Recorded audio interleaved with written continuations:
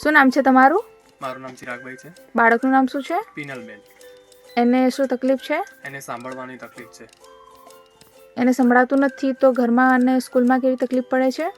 સંભળાતું નથી તો સ્વાભાવિક છે, અને ઘરે પણ કોઈ પણ વસ્તુ બોલાવી હોય તો કેવી હોય તો અને કોઈ બીજા દ્વારા મોકલવો પડે છે બોલાવવા માટે. પિનલ પિનલ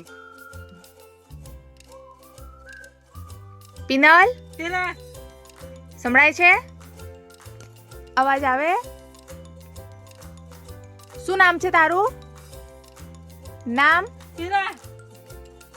મારું નામ? નામ પિનલ છે.